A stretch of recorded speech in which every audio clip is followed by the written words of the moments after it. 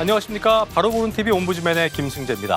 지난주 연합뉴스 TV에선 대통령 신년사와 함께 중국발 입국자 PCR 검사 시행 등 다양한 뉴스들을 전해드린 바 있습니다. 오늘 연합뉴스 TV를 말한다에선 토요와이드와 뉴스 리뷰, 주말 오후 1시 뉴스를 중심으로 김홍태 시청자 평가원이 모니터링한 내용으로 시작을 하겠습니다.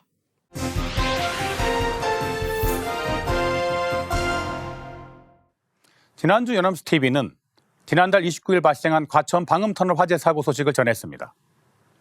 그리고 서울시가 올해 4월 말을 목표로 버스와 지하철 요금 인상을 추진하겠다고 밝힌 것과 서울의 교통요금이 오르면 인천시와 경기도 역시 도미노 인상이 불가피하다고 보도했습니다. 또한 올해에는 메이저리거가 대거 출전하는 WBC부터 새 축구대표팀 감독과 함께할 아시안컵, 1년 연기된 항저우 아시안게임 등 기대되는 스포츠 행사가 많다고도 전했습니다. 지난주 첫 소식은 지난달 29일 발생한 과천 방음터널 화재 사고에 대한 소식인데요. 이 사고로 숨진 피해자 5명의 신원이 확인됐다는 내용으로 5명이 숨지고 41명이 다쳤다고 전했습니다. 지난 12월 31일 저녁 6시 토요 와이드에서는 터널에서 발생한 불은 2시간여 만에 진화됐지만 터널 830m 중 600m 구간이 모두 탔고 이로 인해 5명이 숨지고 41명이 다쳤다고 전했습니다. 사망자들은 터널 안에 고립된 차에서 발견됐는데요. 불길이 번지면서 미처 빠져나가지 못해 변을 당한 것으로 보인다고 전했습니다. 과천 방음터널 화재 사고는 5명의 생명을 앗아갔는데요. 이틀 만에 유전자 감정으로 사망자 전원이 모두 확인됐습니다. 사망자는 여성 3명과 남성 2명, 연령별로는 60대 3명과 30대 20대 각 1명입니다. 숨진 여성 3명 중에는 모녀도 있다고 전했습니다. 사망자들은 터널 안에서 고립된 차량 4대에서 발견됐는데요. 앞서 경찰은 현장에서 발견된 시신이 심하게 훼손돼 국가수에 신원 확인을 위해 DNA 감정을 의뢰한 상태였습니다. 여운철 경기 남부경찰청 과학수사대장은 피해자가 발생한 원인이 화재가 급속도로 발생한 방향 때문에 차량들이 대피할 수 없었기 때문이라고 합니다. 국가수는 정확한 사인을 확인하기 위해 부검도 진행하고 있는데요. 결과가 나오기까지는 시일이 걸릴 전망인데요. 이번 화재는 지난해 12월 29일 과천 방음터널을 지나던 폐기물 운전용 트럭에서 시작해 불이 아크릴로 된 터널벽으로 옮겨붙으면서 급속히 확산돼 큰 피해를 냈다고 전했습니다. 경찰은 화재 원인 규명을 위해 국가수, 소방당국과 합동감식에서 수거한 사고 트럭 배터리 배선 등을 분석하고 있다고 마무리했습니다. 1월 1일 오후 2시 뉴스 13에서는 경기 남부경찰청은 지난달 31일 수사관 10여 명을 동원해 5시간가량 과천 방음터널 화재와 관련하여 불이 시작된 폐기물 트럭 소속 업체에 대해 압수수색을 진행했다고 밝혔습니다. 이번 압수수색은 트럭에서 어떻게 불이 났는지 그 원인을 규명하는 데 초점이 맞춰졌다는데요. 경찰은 트럭 노후화와 정비 불량으로 인한 화재 등 모든 가능성을 놓고 안전보건일지 등 압수한 자료 등을 분석 중이라고 전했습니다. 1월 2일 저녁 9시 뉴스 리뷰에서는 방음터널 화재로 통행이 통제됐던 제2경인고속도로 21.9km 구간 중 북이항 나들목에서 여수대로 나들목까지 구간의 통행이 재개됐다고 보도했습니다. 다만 북이항 나들목에서 석수 나들목까지의 구간은 사고 원인 조사로 여전히 통제 중이라고 합니다.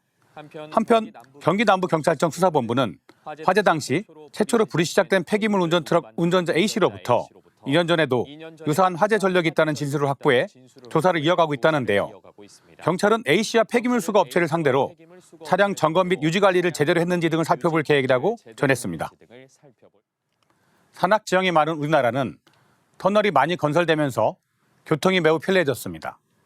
하지만 터널 안에서 사고, 특히 화재가 발생하면 터널이 길고 구조가 밀폐되어 있어 사고 처리와 화재 진압이 매우 어렵습니다. 특히 신속한 대피가 어려워 이번 과천 방음터널 사고처럼 대형 참사로 이어질 가능성이 매우 큽니다. 비록 이번 사고는 2시간여 만에 화재가 진압됐지만 5명이 숨지고 41명이 다쳤는데요. 보도 내용대로 현재 업체에 대한 압수수색을 통해 자료를 수집하고 국가수와 합동 감식을 통해 화재 원인을 분석하고 있다고 합니다. 이 사고로 인한 피해의 직접적인 원인이 폐기물 트럭으로 인한 충돌이나 추돌인지 아니면 트럭에서 시작한 불이 방음터널로 옮겨붙어 확산된 것인지 그 직접적인 원인에 따라서 화물차 운전자에게 더 큰 책임이 있는지 터널을 관리하는 측에 더 큰 책임이 있는지 그리고 피해 배상의 주된 주체가 누구인지도 결정됩니다.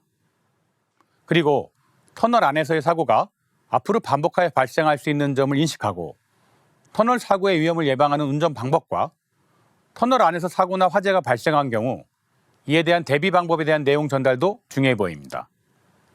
또한 방음터널 화재 사고는 관리가 쉽고 비용이 저렴한 플라스틱 자재를 사용한 것이 불길을 키운 원인으로 지적되고 있는데요. 불연 소재를 사용하지 않은 터널 공사 자재에 대한 지적도 필요해 보입니다. 실제 3년 전 발생한 이천 물류창고 참사와 비슷한 사례로 보이기 때문입니다.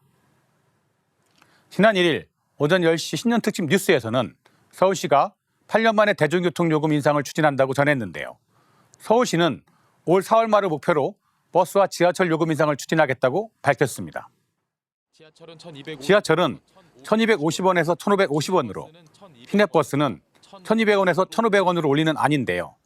앞서 오세훈 서울시장이 요금 인상이 불가피하다고 밝혔기에 8년 만에 인상은 현실화될 가능성이 높다고 합니다. 수도권은 통합 환승요금 체계를 적용하고 있기 때문에 서울의 대중교통요금이 오르면 경기와 인천의 교통요금도 줄줄이 인상될 전망이라고 합니다. 인천은 이미 작년 8월부터 버스요금 인상을 위한 용역을 의뢰한 상태이고요. 경기도는 2019년 한 차례 버스요금을 인상해 기본요금이 1,500원이지만 서울시에서 인상을 확정할 경우 추가 인상을 논의할 가능성이 있다고 합니다. 예고대로 서울의 택시 기본요금은 2월부터 3,800원에서 4,800원으로 대폭 인상되며 인천시 역시 지난 10월 택시요금 인상을 위한 절차를 시작했는데요. 상승폭은 서울시와 비슷할 것이란 전망이 나옵니다. 한편 오세훈 시장이 서울 지하철을 운영하는 서울교통공사의 적자 책임은 부채의 원인을 제공한 정부에 있다고 강조한 점으로 마무리했습니다. 현재 1인당 평균 운임에서 운송 원가가 차지하는 비율은 지하철이 60%, 버스가 65%로 수입이 원가에 한참 못 미치는 구조로서 운행할수록 손해가 나는 구조라고 하는데요. 이러한 내용은 시청자들에게 한 번은 짚어질 부분입니다. 2015년 이후 인건비 상승 등에도 요금 인상 없이 대중교통을 운영했지만 코로나19 등으로 인해 2022년 1년간 지하철은 1초 2,600억, 버스는 6,580억의 적자가 발생했으며 요금 인상 없이 적자를 메우기 위해 서울시는 작년 서울교통공사에 1조 2천억 원의 재정을 지원했고 서울교통공사도 9천억 원의 공사채를 발행했다고 합니다. 예산 부분도 한 번은 짚고 가야 할 부분인데요. PSO 예산은 노인과 장애인 등 노약자 무임수송에 따른 비용을 보전해주기에 책정되는데요. 작년 12월 24일 국회 본회의를 통과한 2023년도 정부 예산안에는 PSO 예산이 삭제되어 정부 지원이 결국 무산된 상태입니다. 서울시는 경기도, 인천시 등 통합환승 할인제에 참여하는 관계기관과 협의, 그리고 1월이나 2월 시민공청회와 시의 의견 성취, 물가대책심의위원회 심의를 거쳐 올 4월 말 요금을 조정할 계획이라고 전했습니다. 지난 1일 오전 10시 신년 특집 뉴스에서는 지난해 말 월드컵 16강 진출의 감동이 아직도 생생하다며 올해도 대형 스포츠 이벤트들이 팬들을 설레게 할 것으로 보인다고 전했습니다. 올해는 스포츠계에서 1년 연기된 항저우 아시안게임, 메이저리거들이 대거 등장할 WBC, 새 축구 대표팀 감독과 함께할 아시안컵까지 볼거리가 가득하다고 전했는데요. 2023 WBC는 역대 대회 중 가장 화려할 것으로 전망됐다고 합니다. 미국행을 선언한 이정우가 큰 무대에서 어떤 모습을 보일지도 주목된다고 합니다. 작년 카타르에서 역대 세 번째 16강 진출에 성공한 축구 대표팀은 또다시 6월 카타르에서 태극 전사들이 63년 만에 아시안컵 우승을 노린다고 합니다. 그리고 코로나19로 한 해 연기된 항저우 아시안게임도 9월 열리는데요. 모두 40개의 종목이 열리는 항저우 대회는 바둑, e스포츠, 브레이킹 등이 추가됐다고 합니다. 한국 수영의 희망 항선우, 스마일 점퍼 우상혁 등 스타들의 대활약은 물론 제2의 장미란 박혜정 등 예비 스타들의 성장을 한눈에 확인할 수 있을 것으로 보인다고 마무리했습니다.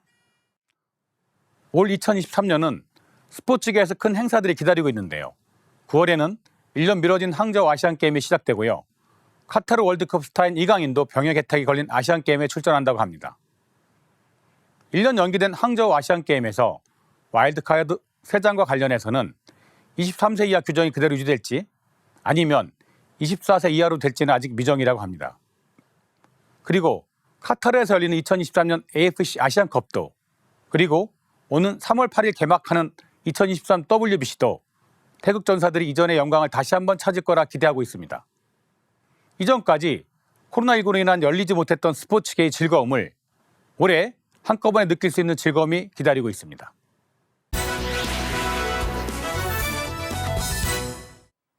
자, 이번 시간은 주말에 방영되는 제작 프로그램을 대학생의 시선으로 분석 및 평가해보는 시간이죠. 캠퍼스 TV 리포트입니다. 이번 주에는 중앙대학교 이유경 학생과 함께하겠습니다. 어서 오십시오. 네, 안녕하세요. 네, 자, 유경 학생 지난주 어떤 프로그램 모니터했습니까? 네, 저는 매주 일요일 오후 12시 40분에 방송되는 풍경여지도를 모니터링했습니다. 지난 1일에 방송된 풍경여지도에서는 오감을 만족시키는 겨울여행 명소인 충남 보령의 아름다운 풍경들에 대해 다뤘습니다. 그럼 자세한 모니터링 내용 지금부터 전해드리겠습니다.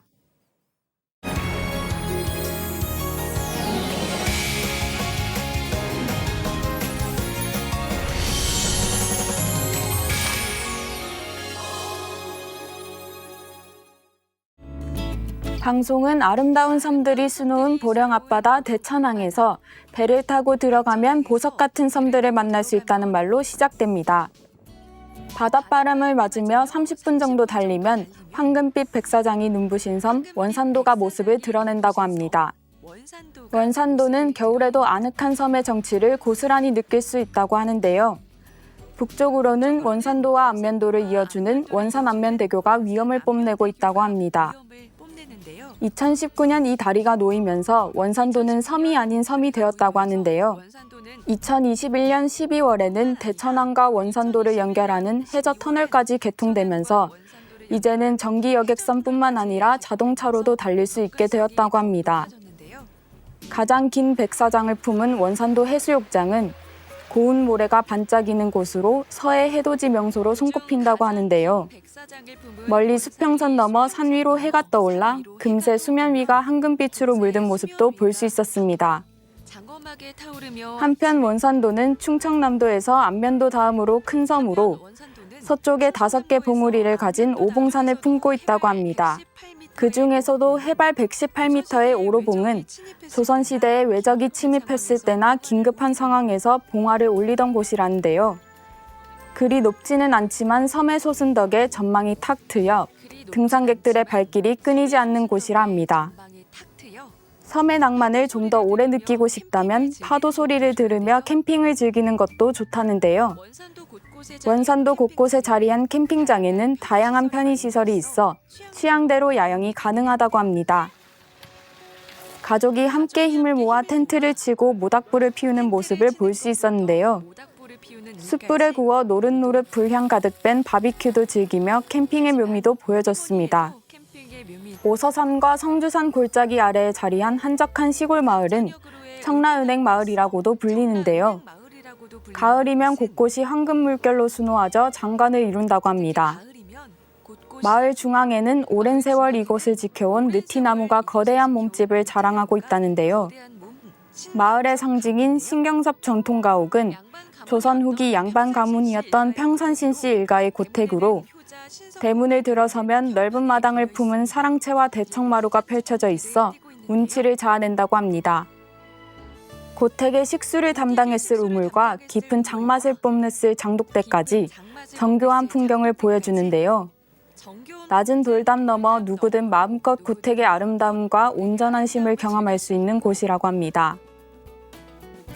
철썩이는 파도 소리와 짭짤한 바다 내음을 동행 삼아 걸을 수 있는 천수만은 소나무 숲이 우거진 오솔길을 따라 걷다 보면 멀리 풍력발전기가 돌아가고 있는 이국적인 풍경을 마주할 수 있다고 하는데요. 얕은 수심과 빠른 조류, 넓은 갯벌을 갖고 있어 다양한 어패류가 서식하는 천혜의 어장이라고 합니다. 특히 굴의 산지로 유명한 이곳에는 70여 개의 굴 요리 전문점들이 바다를 따라 단지를 형성하고 있다는데요. 겨울이면 미식가들의 발길이 끊이지 않는다고 합니다. 양질의 굴을 선별하고 바닷물에 해감하여 손질하는데요. 바다의 우유라고 불릴 정도로 칼슘과 철분이 가득한 굴은 옛날 뱃사람들과 갯마을 아낙들이 구워 먹으며 허기를 달랬던 별미라고 합니다. 향긋하면서도 짭조름한 감칠맛에 손과 입이 빠르게 움직이는 사람들의 모습을 볼 수 있었습니다. 드넓은 저수지를 품고 있어 한가로운 농촌 마을의 분위기를 여실히 느낄 수 있는 순두부 체험 농장은 단아한 한옥에서 푸근한 농가 체험이 가능한 곳이라는데요. 고소한 전통 순두부를 직접 만들어 볼 수 있다고 합니다. 잘 불린 콩을 맷돌에 갈고 아궁이에 장작을 넣은 후 불을 때 가마솥에서 끓여주는데요. 다 끓인 후에는 삼배 주머니에 넣고 콩물과 비지를 분리해주고 짜낸 콩물에 주걱을 대고 간수를 흘리듯이 넣어준다고 합니다. 콩물이 응고되어 몽글몽글한 순두부가 만들어지고 그 상태로 틀에 부은 후 물기를 빼주면 따끈따끈한 두부가 완성된다고 합니다. 갓 만들어 김이 모락모락 나는 두부 맛은 일품이라는데요. 만들기까지 무수한 시간과 정성이 들어가지만 그만큼 깊은 맛을 자랑한다고 합니다. 전통 방식으로 직접 두부를 만들고 맛보며 소소한 행복을 느끼는 사람들의 모습으로 방송은 마무리됩니다. 예, 내용 잘 봤습니다. 저도 참 처음 보니까 충남 보령에 가고 싶은 마음이 드는데, 자, 유경 학생 이번 풍경을 또 보면서 어떤 점이 가장 인상 깊었습니까? 네, 저는 섬마을을 따라 펼쳐진 아름다운 풍경들과 이를 다양한 방식으로 즐기는 사람들의 모습이 가장 인상 깊었습니다. 산과 바다, 자연과 어우러져 추운 겨울에도 느낄 수 있는 한가롭고 푸근한 충남 보령의 매력이 돋보였다고 생각합니다. 예, 같은 생각이네요. 자, 지금까지 중앙대학교 이유경 학생과 함께했습니다. 오늘 말씀 고맙습니다. 네, 감사합니다.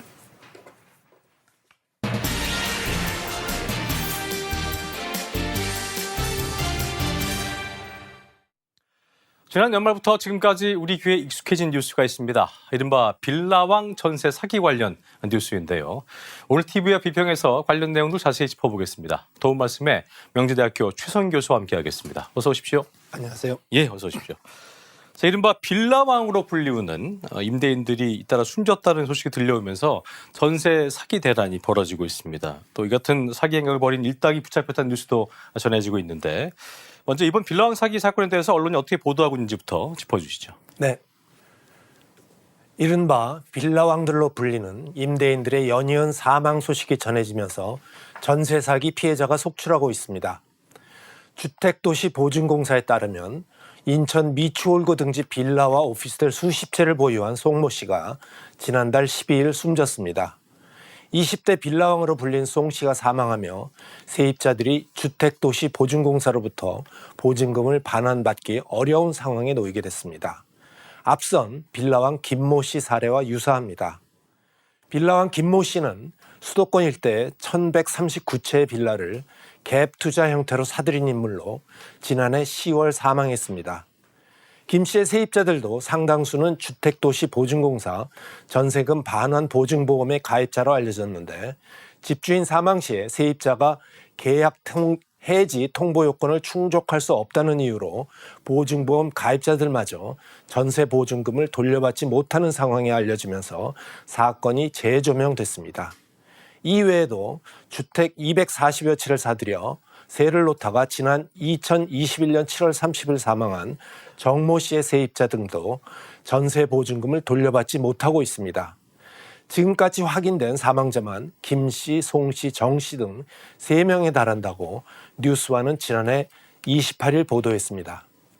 이러한 전세 사기는 건축업자가 시세 파악이 힘든 신축 빌라나 오피스텔을 시세보다 훨씬 높은 가격으로 빌라왕 등 이른바 바지 사장에게 명의를 넘기면서 이를 기준으로 전셋값을 높이 책정하고 보증보험에 들어 안전하다면서 유인해서 고액의 전세 보증금을 받아 챙기는 수법입니다.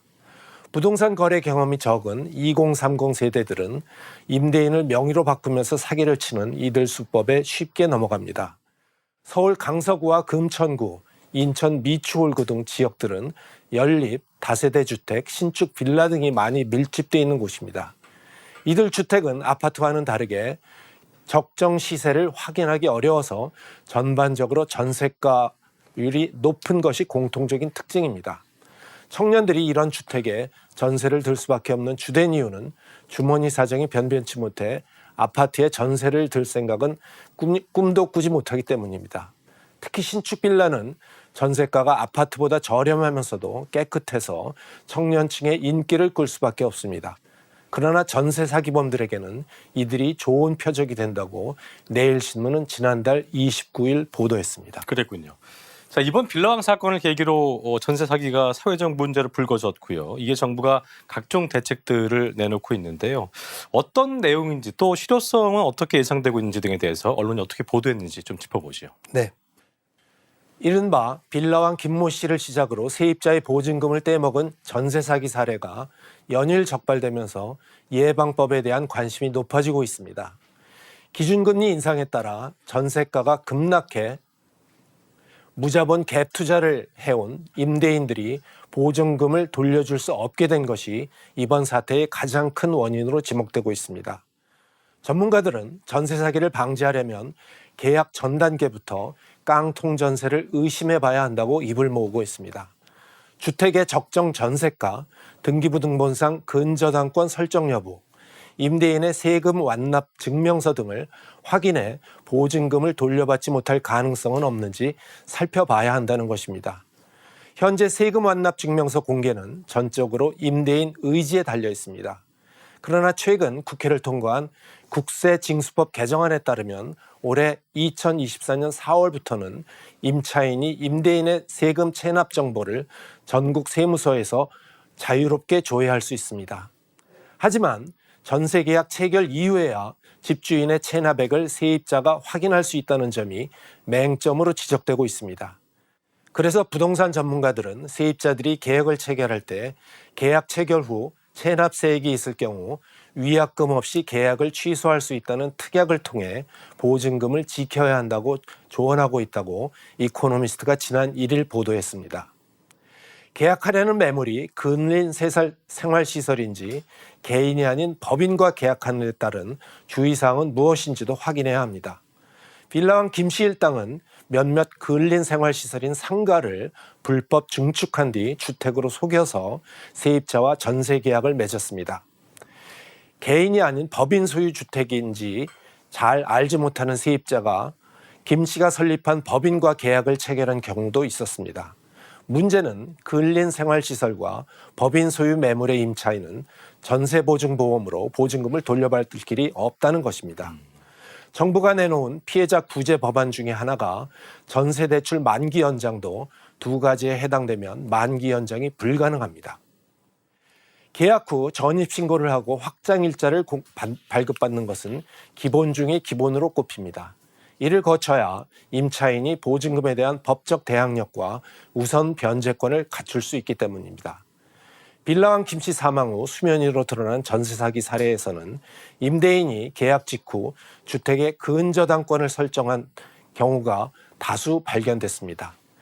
임차인의 대항력이 전입신고 다음 날 발생하는 점을 악용한 것입니다. 이를 방지하고자 정부는 지난해 9월과 11월 두 차례에 걸쳐 계약 체결 직후 임대인이 해당 주택을 매매하거나 근저당권을 설정할 수 없게 했습니다. 임차인의 대항력 효력이 발생할 때까지 임대인은 매매나 근저당권 설정 등을 하지 않는다는 내용의 특약사항을 명시하도록 주택임대차 표준계약서도 개선하기로 했습니다. 이미 세입자 명의로 살고 있는데 임대인 명의가 변경됐다면 곧장 이의 제기를 해야 한다는 당부도 나옵니다. 전세 사기 피해자 상당수는 처음 계약을 맺은 임대인이 주택 명의를 다른 사람에게 넘기는 피해를 입었습니다. 빌라왕 김씨 관련 사건의 경우에서도 건축주에서 보증금을 돌려줄 능력이 없는 김씨로, 김씨에서 보증보험 가입이 불가능한 김씨 소유의 법인으로 임대인 명의가 바뀌었습니다. 조세영 법무법인 로윈 변호사는 만기 전이어도 임대인이 변경됐다는 이유만으로 임차인이 계약을 해지할 수 있다는 판례가 있다면서 은행 등으로부터 명의 변경 연락 등을 받으면 무시하지 말고 수개월 안에 이에 대한 이의를 제기하라고 말했습니다. 이어 만약 피해자가 이의 제기를 했다면 죽은 김 씨가 아닌 건축주에게 소송을 걸어볼 수 있다고 덧붙였다고 주간동아는 지난 1일 보도했습니다. 그랬군요. 자, 경기 침체와 맞물리면서 부동산 시장도 집값 폭락과 함께 거래 절벽 현상이 계속되고 있는 상황인데요. 여기에 깡통 전세 문제가 시장의 우려를 더하고 있는데 관련 내용을 언론이 어떻게 보도하고 있습니까? 네, 고금리와 깡통 전세 우려에 월세 거래 비중이 50%에 육박하는 등 월세 시대가 본격화되고 있습니다. 예. 지난 3일 부동산 중개업체 집토스가 서울과 경기 지역의 전월세 실거래가를 분석한 결과 지난해 4분기 서울과 경기 지역은 월세 거래 비중이 50%를 넘긴 것으로 나타났습니다. 이는 고금리 부담과 전세가 하락으로 인한 깡통 전세 우려에 전세보다 월세를 선택하는 비중이 늘어났기 때문이라고 쿠키뉴스가 지난 3일 보도했습니다. 부동산 시장 침체기로 전세값 하락이 이어지자 역전세 현상까지 발생하고 있습니다. 2년 전 전세 계약 당시보다 전세 시세가 내려가며 집주인이 보증금을 돌려주는데 부담을 느껴 세입자에게 월세를 지급하고 있는 것입니다. 고금리로 인한 부담으로 전세입자들의 월세 전환도 증가하는 추세입니다. 전월세 전환율은 지난해 12월까지 4개월 연속 상승했습니다. 집주인이 보증금을 돌려주지 못해 세입자와 갈등도 증가하고 있습니다. 주택도시보증공사에 따르면 전세보증금 반환 보증사고는 2020년과 2021년 각 2,408건, 2,799건 등 2,000건대에서 2022년에는 10월까지 3,700건대를 넘어섰습니다. 이 같은 깡통 전세로 인한 우려의 전세 기피 현상이 지속되고 있는 것으로 분석됐습니다. 전문가들도 깡통 전세 위험도가 높아졌다고 진단했습니다.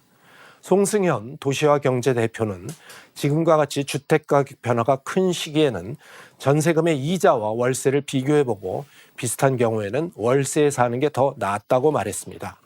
이어 시세가 제대로 반영 안 되는 신축 빌라나 주택보다는 거래 가격의 데이터가 누적돼 있는 기존 주택을 선택하는 게 더 안전하다고 조언했다고 쿠키뉴스는 덧붙였습니다. 그랬군요. 자, 전세는 우리나라에서 아주 보편적인 임대차 형태입니다. 전 재산이나 마찬가지인 이 전세 보증금을 날리는 것은 물론이고 또 가족의 보금자리까지 위협하는 전세 사기에 대한 국민들의 불안감이 커지고 있는 상황인데 끝으로 언론 보도의 역할에 대해서 짚어주시면서 마무리 짓겠습니다. 네. 전세는 우리나라에서 보편적인 임대 형태로 자리 잡으면서 임차인이 자택을 매입하기 전까지 목돈을 마련하는 수단으로도 쓰여왔습니다. 이런 전세 제도를 악용해서 전세 사기는 오래전부터 발생했습니다. 그런데 그동안 전세 사기는 뿌리가 뽑히기는커녕 더욱 수법이 교모해졌습니다. 주택도시보증공사의 전세보증금 반환 보증제도가 확대되면서 세입자가 전세보증금을 돌려받을 수 있는 경로는 생겼습니다만 문제는 이를 미끼로 삼아 전세 사기 대상인 물건을 안전한 매물로 홍보하며 전세 사기가 대폭 늘어났다는 점입니다. 수도권의 빌라 오피스텔 1,130가구를 사들여 전세 사기 행각을 벌이다 사망한 빌라왕 김모 씨의 피해자들은 전세보험의 허점을 지적하고 있다고 연합뉴스가 지난달 21일 보도했습니다. 빌라왕 피해 임차인들이 모인 인터넷 카페 등에 따르면 피해자들의 상당수는 주택도시보증공사에 전세보증금 반환 보증 가입이 가능하다는 말을 믿고 전세계약을 체결했다고 합니다. 실제로 피해자 중 전세보증금 반환 보증에 가입한 사람은 440명에 달합니다. 전문가들은 주택도시보증공사의 느슨한 적격 심사가 이번 사태의 한 원인이라고 지적하고 있습니다.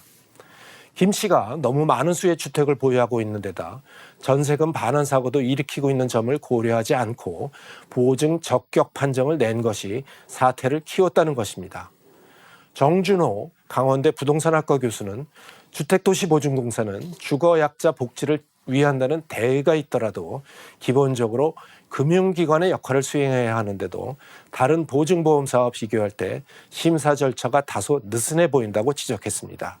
이어 이는 리스크를 책임져야 할 기관으로서 미흡한 조치라며 보증 대상 물건에 대한 적격 심사를 강화하고 이를 위한 인력과 예산도 보강해야 한다고 주장했습니다. 전세 사기 피해를 예방하려면 먼저 임차인이 임대할 물건에 대해 선량한 주의 의무를 기울여야 할 것입니다. 그리고 임차인이 임대인의 국세 체납 정보, 융자 상태 등 신용 정보에 대해 접근할 수 있도록 정부가 접근권을 보장하고 주택도시보증공사도 보증 대상 물건에 대한 적격 심사를 강화해야 할 것입니다. 언론은 전세보증보험 적격 심사 제도의 강화에 대해서도 관심을 갖고 보도해야 할 것입니다. 네, 알겠습니다.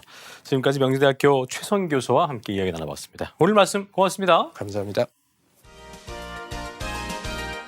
저희 옴부즈맨 제작진은 여러분의 다양하고 소중한 의견들을 기다리고 있습니다. 방송을 보시고 느낀 소감을 연합뉴스TV 홈페이지 내 시청자 게시판이나 SNS로 보내주시면 됩니다.